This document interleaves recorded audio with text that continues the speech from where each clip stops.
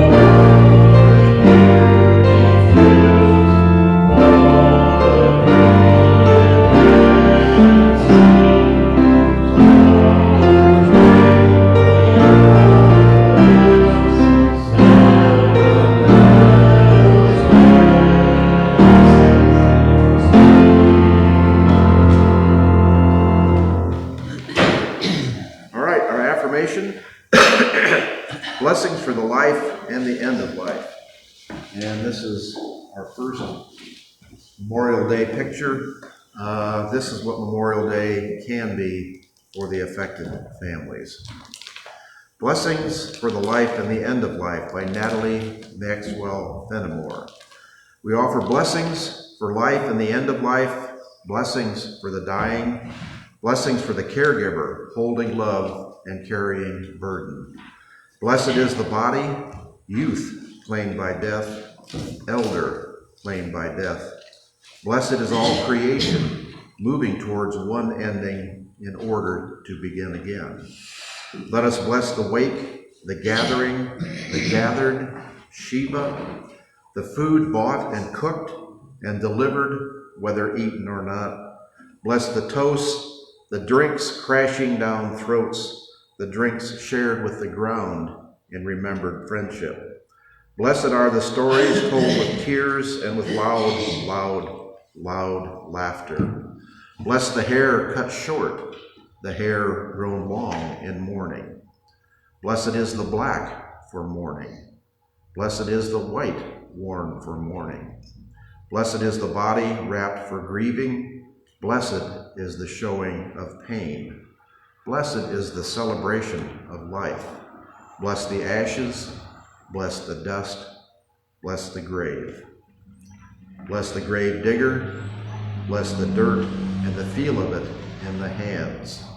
Bless the stones on the grave, the flowers, the headstone, the monument. Bless the inscription, bless the naming of the dead. Blessed are the memories, Bless those who feel hurt and hate, anger and sorrow, fear and confusion, compassion and love. Blessing to our knowledge and knowings of death, may all be blessed, may all be held. Blessings on life's journey. All right. Our children's story is a Memorial Day story, and it kind of has a European flavor, but it's Charles Schulz, so I threw it in anyway. The following is an excerpt.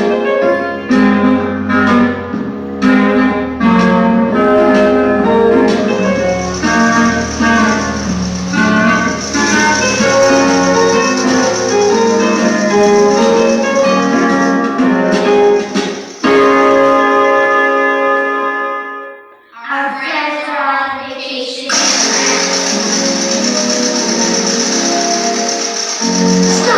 Stop here, Snoopy. We have to see this. Look, see these flowers? These are poppies. There's a legend that says where battles were fought, these white flowers all turned red, and in the center of each flower there was a cross.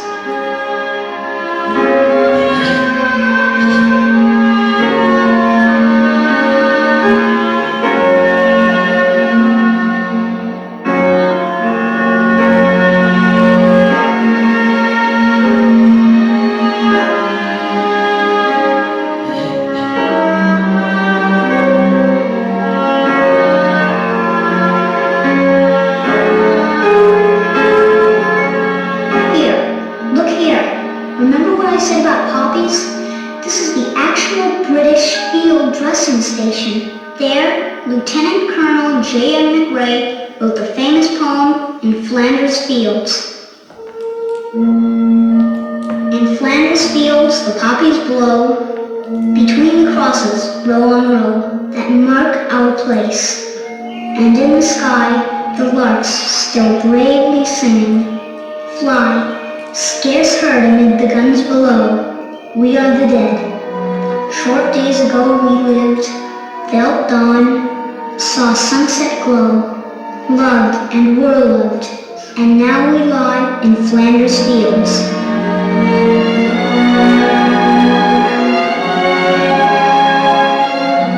In Flanders Fields the poppies blow, between the crosses, row on row.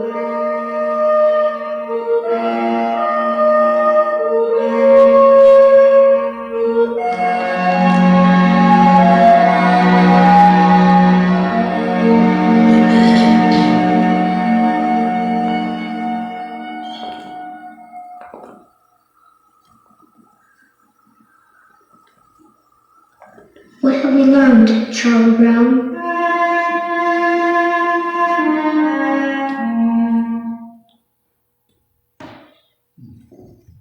Yeah.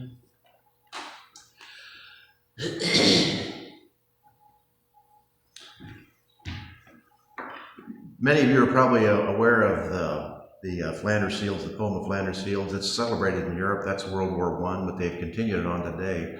And in Britain in particular, everybody still wears little paper poppies on Remembrance Day and Memorial Day. And that's kind of the thing that's starting to spread here too a little bit. Once again, it's not, Memorial Day started out as Decoration Day, and it started out after the Civil War, and it started out just for the Union troops, but of course the Confederate families honored their dead as well, and then it became a national holiday, and it wasn't until 1971 or 72 that it became a national holiday. Some of you might have noticed, this is a little side note from the time I was in Europe. If you notice the little car the kids pulled up in, this is in France, that's a Citroen. And you notice the back door opened to the front. In other words, the hinges where the front door opened this way, the back door opened this way. That is a French car that the Germans called deux chevaux. And I never could figure, it's not German, so I couldn't figure out what deux chevaux meant. Then I realized what the actual French name of the car is, deux chevaux. Does anybody know what the English translation of deux chevaux is? 2 horsepower. Chevaux is French for horse, and deux, trois is the number 2. So the Germans couldn't get that whole deux chevaux, so they just made it deux chevaux. But the girl that I was with in Germany had one of those, and I mean, it is a rattle trap if you've ever seen a picture of it. It's basically like cardboard and a baling wire strung up with it's got a canvas roof that just slides back and forth the whole length of the car. And the doors, when you slam them, it's like slamming a tin can. Several models a little later on then. So. Yes. This was like an early 40s and 50s type car when nobody had money. Kind of like the same period as the Volkswagen, which was made as a cheap car, but being made by the Germans, it's made like a tank, even though it's a cheap car. There used to be one around town here, I think Lake Oatlands used to have a Citroen years ago. I kind of remember that. Yeah, they got the big bug eye headlights sticking up in the front. And the shift, I never did learn to drive it. The shift, instead of being on the floor, is on the dashboard because it's the 2-cylinder engines in the front, and it's an H, but it's an H that goes like this. It's not the H that we're used to on the floor, it's the H on the shift lever. Yeah. So, just a little sideline. Joys and concerns. Tim, I guess you could say that being grateful is same thing as a joy. Yes. My grandmother used to tell me stories about past people that were involved in war.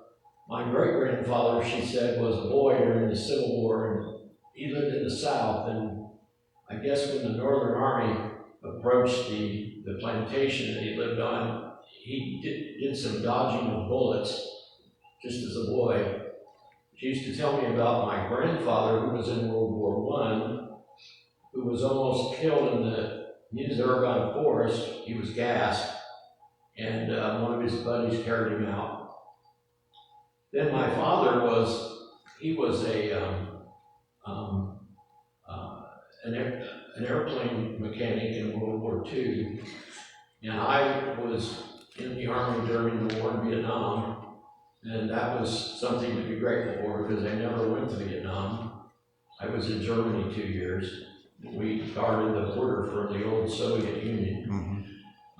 So I'm grateful that my great-grandfather made it, and my grandfather made it out, and my dad and I, we both came home safe and sound, and that's something I think to be joyful for.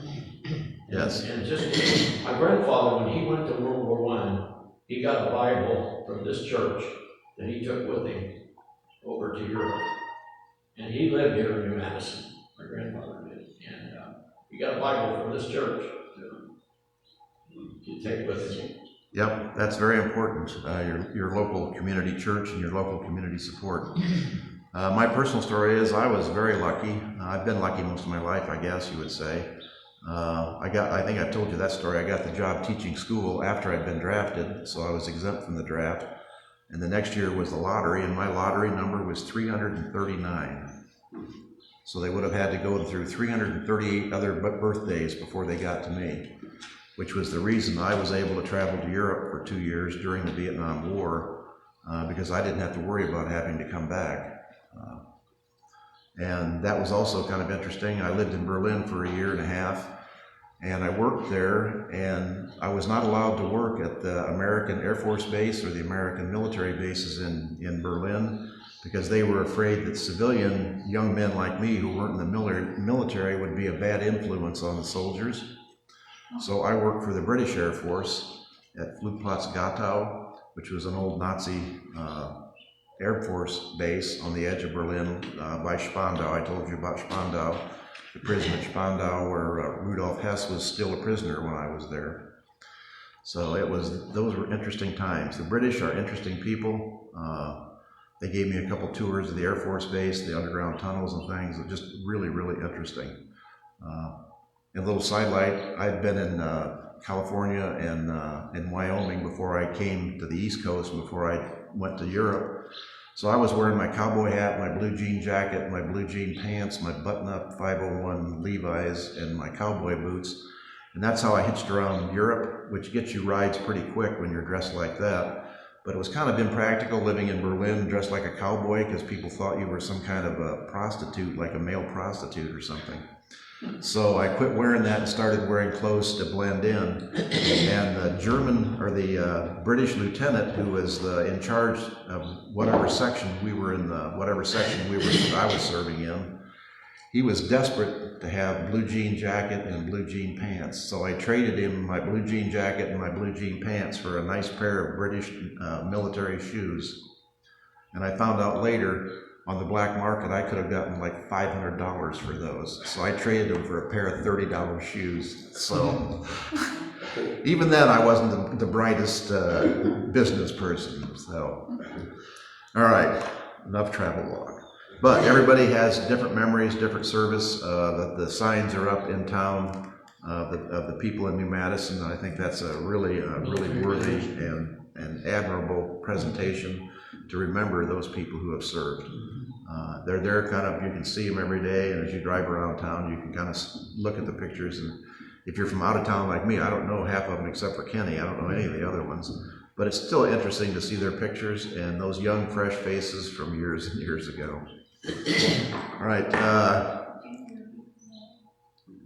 Ukraine, we still have our sunflowers, still a mess. Russia launched more drones and missiles at Kyiv yesterday than any time since the very beginning of the war. Like 50 or 60 missiles were launched. And with the Patriot missiles that we've given them and the other anti-missile defense things they have, only like 20, or I think only 10 got through and exploded. But they still cause a tremendous amount of damage because when they're intercepted over the city and blown up, all the debris falls down and it's on fire when it falls down, so it starts fires.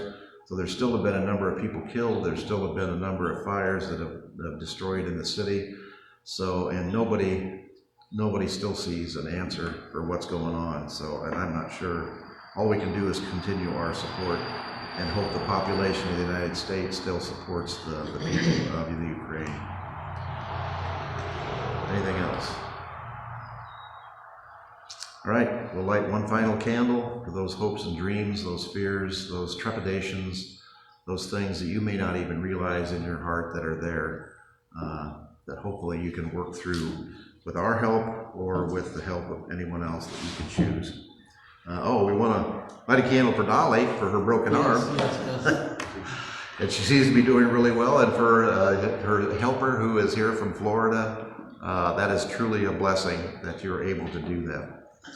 And Mike is not feeling very good today, so he had his booster shot, which we all want to keep in mind when that's coming up. Mine's due pretty shortly here.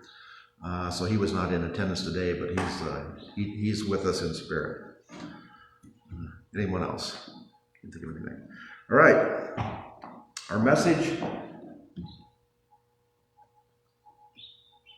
This is a tough one for me. We'll see. At 3 p.m. on Monday afternoon, death announced it was coming for him. He was only 8 years old. His cancer cells were not responding to treatment anymore. His body's leukemic blast cell counts were going daily. Bone marrow was no longer making red or white blood cells, not even platelets. The marrow was only churning out cancer cells. In a process similar to churning butter, his blood was thickening with homogeneous, malicious content. Cancer. And like churning butter, it was exhausting work. The battered remnants of his healthy self were beaten out by chemo, and yet every fiber pressed on. He was so very tired. You could see it in his eyes. At the same time, you could see love. His love for satisfaction could be heard in the snapping sound of puzzle pieces set in place. He loved life down to the very core, almost only an 8-year-old can, and he was doing everything he could to stay alive. Death was easy to detect. It was right under our eyes, sending the simplest of signals. No appetite, breathing strain, cold hands and feet, ankles swollen. His body was shutting down. But it was his temperature that told us the landslide of the disease was accelerating and about to swallow us whole. At 3 p.m. on a Monday afternoon, his temperature was 107.2 degrees. Doctors and nurses cluttered outside his hospital room, and the cluster grew. Murmurs increased. We'd spent enough time in the hospital to know when a situation was escalating, and I was not surprised when I was quietly summoned out of the room. As the sliding door closed behind me, I found myself in the center of a humming cluster. The oncologist at the center of the group was serious and quiet. She said in a low voice, "Your son is dying. He likely won't live another 2 hours, and he won't make it through the night." My 8-year-old, asleep with his favorite blanket and pillow. Tackled by shock, I couldn't breathe. I had quarterbacked nearly 2 years of his cancer treatment. Yes, we've been on the defensive since his leukemic cancer relapse, and I fought seriously, furiously, for the life-saving immunotherapy trial in which his own immunocells were reprogrammed to attack and destroy the cancer cells. CAR T cells had been his Hail Mary treatment 12 days ago, and now we were waiting and watching at the edge of our seats in a hospital bed for them to work their magic. CAR Ts for the win. Was I hearing in the hallway that our miracle CAR T therapy had failed? Yes. I was told, "Your son is dying." There was one person who would be more shocked than me. Choking back tears, I took a deep breath and held that gulp of air as I went back into the room to sit next to my imminently dying child. Without a breath, I pushed out the words, "We need to talk." What do you say to a dying person? A few weeks earlier on a Monday afternoon, I was lying on the bed with my son on his back before his body hurt too much to be touched. Back when I would curl up in his hospital bed with him and say, whisper, "I love you." As often as I did, he said, "I know." Of course he did. He knew everything I did was for him. Our beloveds know when we care for them. We can say, they can see it, they know. So what more can we say? What words can we give them when there's nothing left but words? Especially when the words seem like they're failing. And words do fail. There are no words for the time your 8-year-old dies in your arms. Most people will never be in that situation, as unimaginable as it is, but most of us will face other painful moments sitting next to a dying person. How do I know this? Because our mortality rate is 100%. One day we'll all be a dying person. And before that, we may be close to several or to many. We all need to know how to sit and talk through a time when there are no words, a time when even "I love you" doesn't suffice. How do we catch our future selves?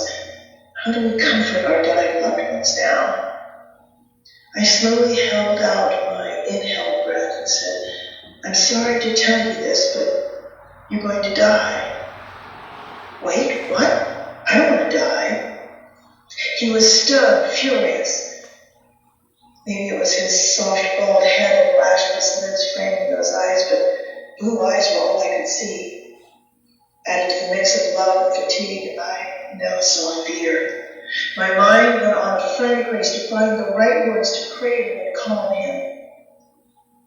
There are no magic words that can catch and carry and keep a person crossing into the end zone.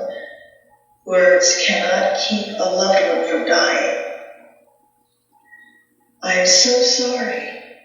I know, but we are all going to die, whether we want to or not. I'm going to die. Dad's going to die. We're all going to die, and we don't have any control over it. I am so sorry. "When am I going to die?" he asked. He was, as always, curious and thinking things through. "I don't know, but soon." "What?" Anger and disbelief bubbled back any surprise that he was more shocked than I to hear the news that he would be dying soon. He was a child. He believed with us with the magical wonder when we told him he would get better. Just like he believed us when we promised the tooth fairy would exchange his lost tooth for a gift if he tucked it under his pillow. We assured him he would get better. And he had done everything we asked of him. Every difficult, painful, nauseating thing. And now my sweet, darling, silly monkey and I were staring wide-eyed at each other with 100% mortality in between. Delivering this message was the hardest thing I ever had to do. But I had to stay calm and say more. I had to find impossible words that would bridge the gap between life and death and make his predicament palatable. These phrases welled up that became a touchstone for us in the days that followed. This touchstone, I call them 3 magic phrases to comfort a dying person. Now, at the time, they were a lifeline of connection for the 2 of us and for the rest of our family. Here's what I said to my distressed, dying child, as lovingly and reassuringly as possible. You will not be alone. You will not feel pain. We will be okay. He needed each of these phrases more than I love you. First, you will not be alone. Letting him know you will not be alone was important because he was a human, a silly, lovable animal. As the youngest of our 4 children, he was accustomed to chatter and chaos. From birth, he was playful and craved connection. That's why he would crawl in bed with me in the middle of the night or ask me to play a game of sorry or wait impatiently for me to read him a story. He especially craved company when he was scared. Fast forward to this Monday afternoon, when he had just been informed that he was going to die. He was heading into the biggest and most unknown of all experiences, and he needed to hear that he would not be alone. Number 2, you will not feel pain.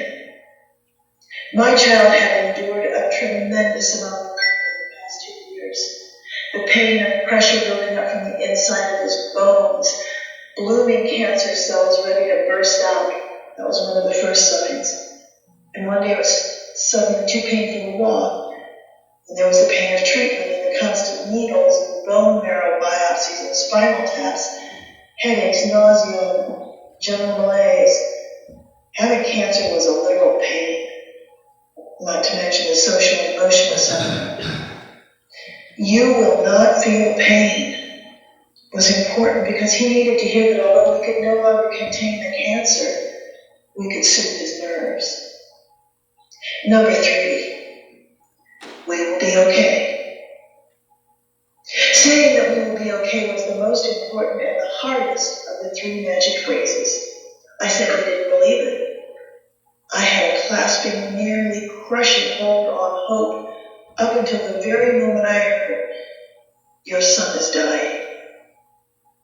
I thought he would pull through, somehow live the long and glorious, trouble-free life that he deserved.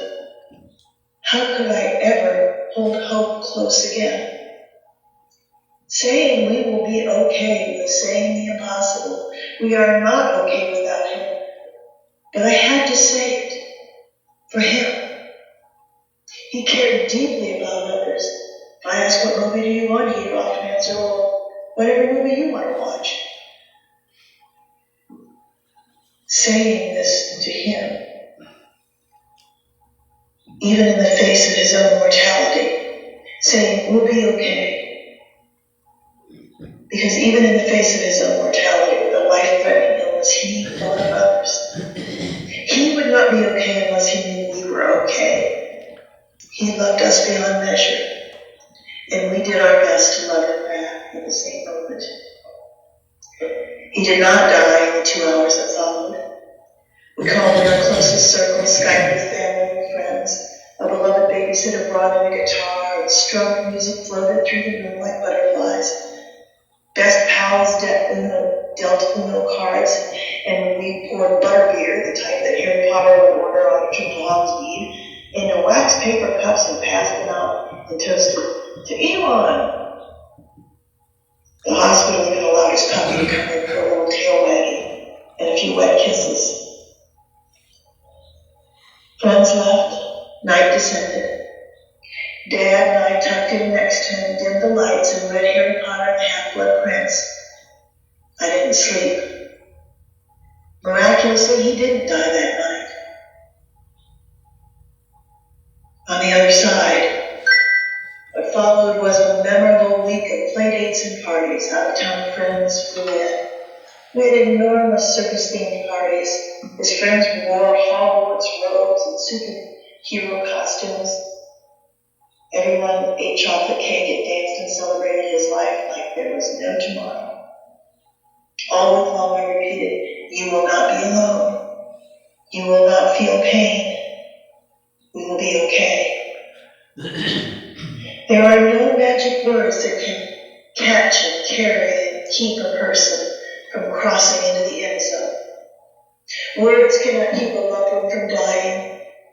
The morphine drip increases in strength and frequency, and exactly 1 week later, holding my hand, he died. I died that day too. There are no words that can fill in for his silent, silly, cherished company, and I feel incredibly alone. It is unimaginably painful. And that's when I repeat those 3 magic phrases in reverse order. We will be okay. You will not feel pain. You will not be alone. I feel myself caught in the arms of my beloved child. Now, I am not alone. Then, the pain eases. I will be okay. This is the beauty of those 3 magic phrases. Dying people live as long as we go on remembering them.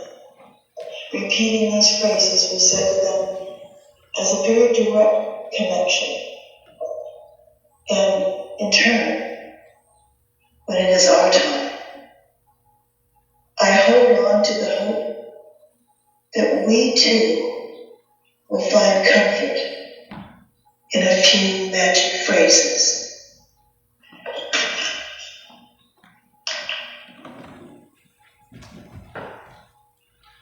This is actually a picture of Elon in his hospital bed and holding his hand.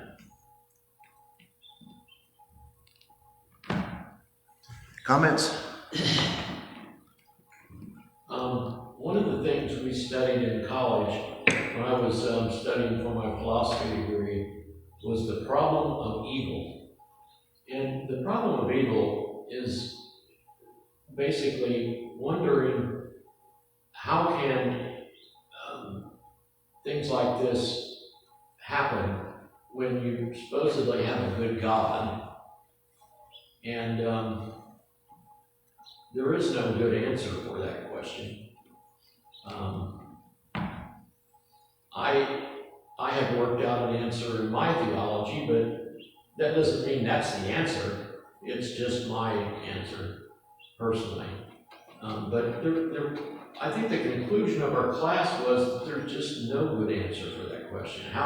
If there's a loving God and He created the world, why that? Why this? For this little kid? The other thing that I think of when I see this is Hemingway's famous saying in his novel, For Whom the Bell Tolls, where the bell tolls for thee. In that story, the guy that was fighting for the Spanish in the Spanish Civil War finally gets trapped by the fascists, and he dies. And so it's going to come sooner or later. But it's just haunting that the problem of evil. How could this be? No good answer that I know. And one thing I think we might take away from it is not to be afraid of death and dying. The one thing that we observed in the hospital so many times was people would run away from it. And we had some hospitals have a professional chaplain that's there all the time, and Wayne had volunteer chaplains that would come in. And that's what the pastor, the chaplain, whoever, that's their job, is to help the family learn to deal with death and dying. This woman had a remarkable ability to do it on her own. But the main thing to remember is everybody chooses their own way, whether they choose it intelligently and with thought, or whether it's just something that they kind of fall into without having to make a conscious choice. I told you the story of Chad, the young man that I knew when I was nursing, who was, his mother died of a brain cancer when she was 25 and he was just a baby. He was raised in foster care. He aged out of foster care at age 18, had no place to go, was living on the streets in Piqua, and came down with the same exact cancer that killed his mother. His foster family took him back in again for free. They weren't being paid, they were just doing it for free. I had met him in the hospital in Troy, and when he went back home with his cancer treatments, I would stop in and give him food, whatever food we had from church left over every week. I'd stop in and see how he was doing. One of my nursing friends took a job with the welfare department, and her responsibility was to shepherd this case because the state Medicaid was paying for his cancer treatment. His cancer treatment expired, it wasn't doing any good. He said, when I stopped talking to the family, the James Cancer Center had a trial program going on, and this other nurse was going to apply for him and get him into this trial program. I stopped a couple weeks later, and prior to this time, every time I saw him, his head was all grotesquely swollen from the cancer treatment he was getting. When I stopped 2 weeks later, he was like a normal boy. I said, "Boy, you really look a lot better." And he said, "They stopped my treatment because I didn't get into the James Cancer Center, and the treatment I'm getting is doing no good, so they stopped my treatment." It turned out that my friend, who is a nurse, never followed through, never applied for his thing to get into James. That is the one thing that I regret that I did not follow up. I saw him a month later at the hospital in Troy. His room was completely dark, and I was not his nurse. I was not even on his floor. I just saw he was there from the attendance record, and I went down to talk to him. He said, "Just leave me alone. I don't want to talk to anybody. I don't want anything." He laid alone in the dark and died. That was his choice.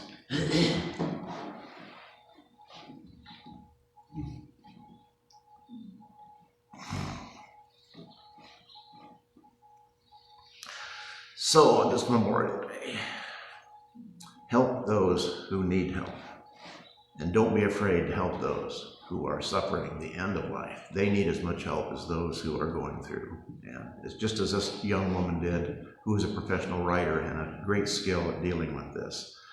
Let them know that they will not be alone, unless they want to be alone, that they will not feel pain. Now modern medicine has the morphine drip, and that will stop any pain. And let them know that they're not leaving people who are not going to make it, that everyone is going to be okay. Okay. I apologize for the dog barking. Rocket, when he hears a noise, he barks. So, and I want to thank Tara, who is my wife and a pastor and a professional actor. She is able to read things that are really difficult and do it in an accomplished manner. And I think she did a really good job with this story. Okay, our offering, as is usual, put something in if you need something, or if you can, and take something out if you need to. We are going to hear Tenting on the Old Campground. This is a Civil War song and is probably played many times on Memorial Day services.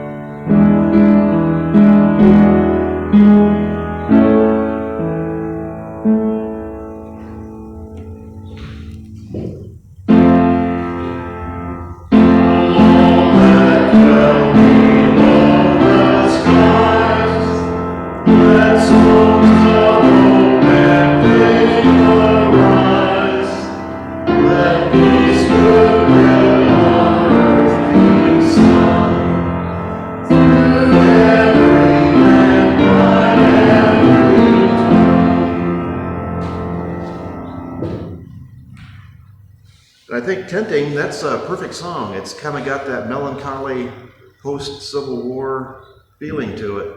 I can definitely see people singing that and playing that on Memorial Day from years and years and years.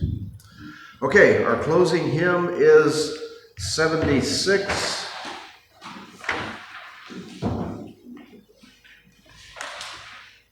And that is For Flowers That Bloom About Our Feet, also a good Memorial Day.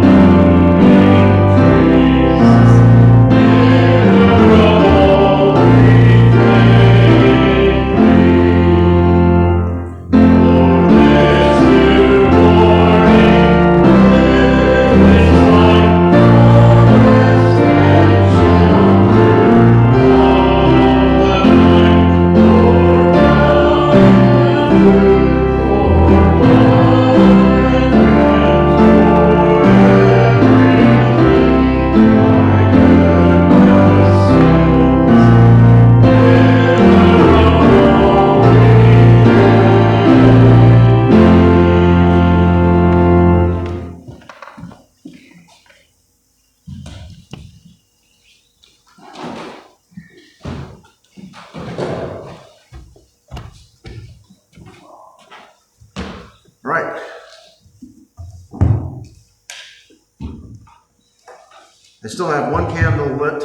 This is for Memorial Day for those who passed in service to the country, those who have passed in service to this church, which last year we had a little ceremony at the cemetery, and we may do that again next year if we can be reminded to do it and get it planned on time. And for Chad. All right, where's my...